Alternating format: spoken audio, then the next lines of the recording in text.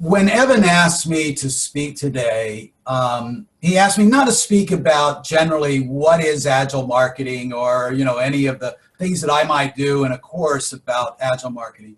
But he asked me to talk about kind of some tips or tricks that I had seen in my work with clients. And so that's what I'm going to do today. But before I do that, I want to put my remarks in context, okay?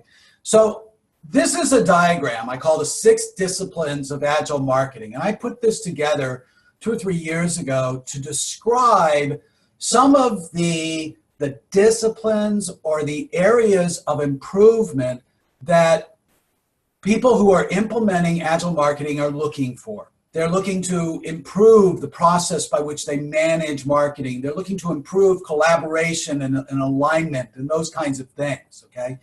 And what I want to do, starting at 10,000 feet, is to zero down on one particular area here, and that is collaboration.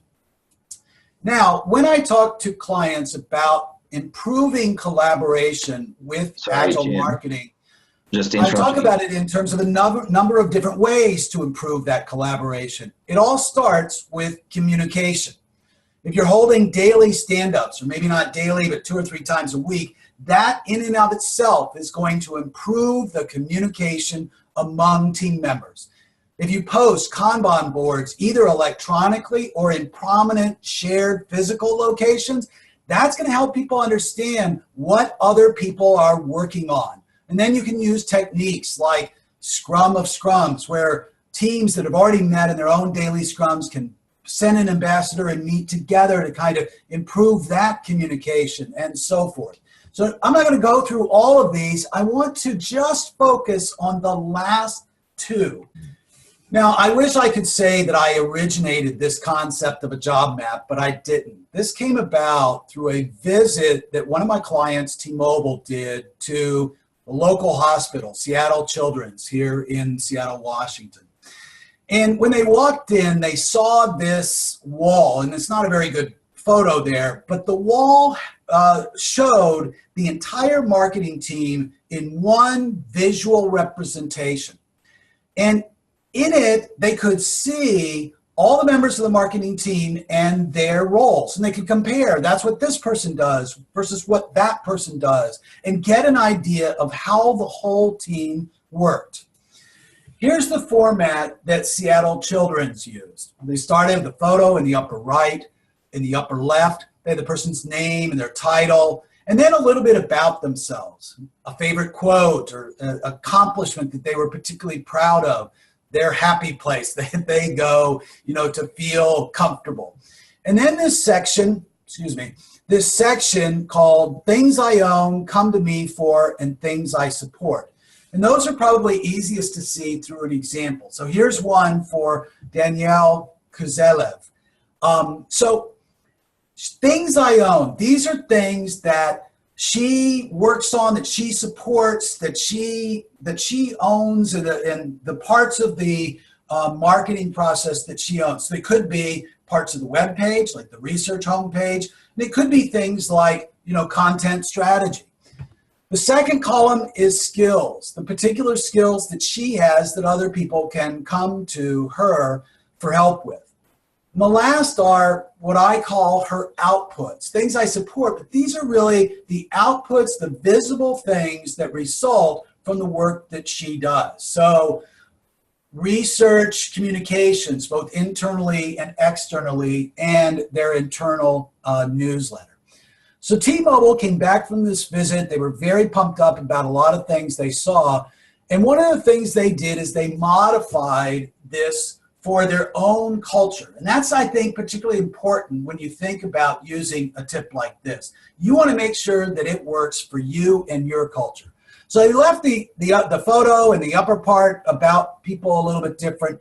But instead of saying what I own, they said what I manage. At T-Mobile, the culture is such that if you say like I own something, it's kind of like saying that's my ball and I'm taking it and keeping it myself and not sharing it. It's just the way they are. It's part of their culture. And so they changed the wording a little bit and changed how it worked. So Here's an example of that first thing that they did at T-Mobile, and that was very successful in that group. So other groups started to catch on, and then they did their own version of this role clarity job map. So here's one from another group. They added the T-Mobile branding. You walk around T-Mobile and you're going to see magenta everywhere. That's just part of their brand, okay? And they talked about what do you do for T-Mobile and what do you like about T-Mobile. They're very proud of what they do, and they wanted to make this very upbeat and more about the person. This is a fairly new team. A lot of these people had not worked together before, and so the emphasis was on getting to know each other. They also use this concept of aliases or nicknames. Nicole here has 3 sons, and so she refers to herself as Mother of Dragons.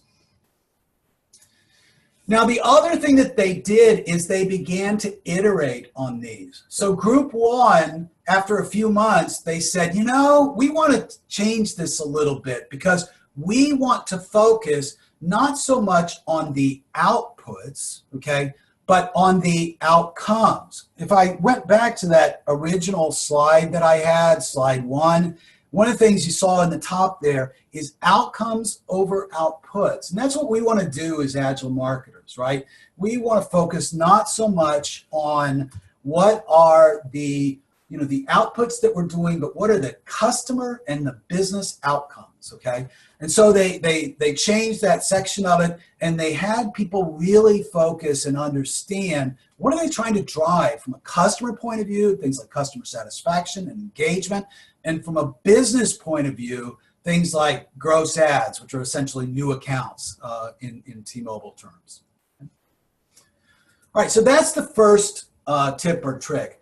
I want to move to the second, which is about providing project clarity.